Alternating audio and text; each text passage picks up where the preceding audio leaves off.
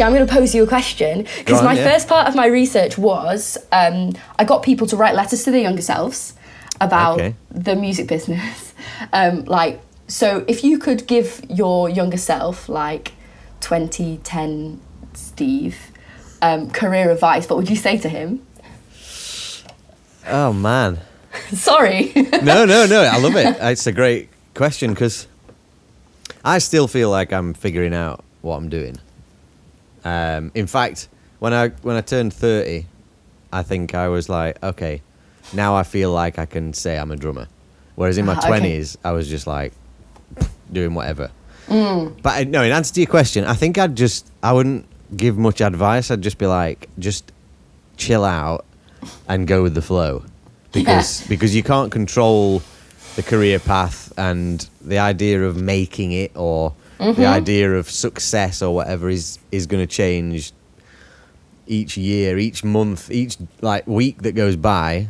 Your success is defined by what you want to do. And so if you don't follow the flow and you start thinking, start taking a step out of it and thinking, I should be doing this, that's the step for me, or that's what that person did, that's where you get in a real muddle of not actually relax and just go with the flow. Yeah, it's interesting, isn't it? Because I posed that question, and actually what you've said is loads of people said the same sort of things, the sort of chill out thing, and the fact that you can get you use the word should a lot, and people talk about, there's one researcher that talks about shoulds, even though a should isn't a noun. She talks about it in terms of people have these really clear ideas about, and I think that goes beyond music. I think that that's a thing in society anyway, that we have these ideas that there are things that we should be achieving by now, and that what if we're not, and that it can sort of get on top of you to the point where you'll never be happy, or you'll never sort of be content. I read a really interesting article yesterday, actually, that a friend shared, which was about how people can become addicted to the idea of success, and would prefer to be special than to be happy, which is a really big oh gosh.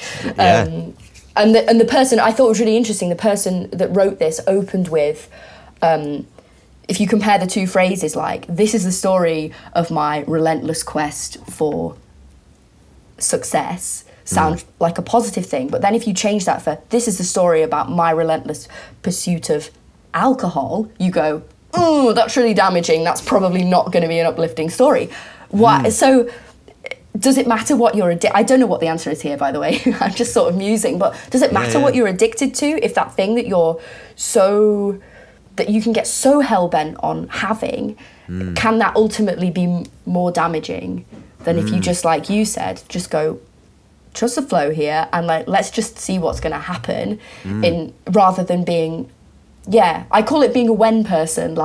You can be a when person, oh, well, when I've got a boyfriend, I will be happy. Yeah. When I've bought a house, I will be happy. All these kind of traditional markers of success, right? When I've done this, I will be happy.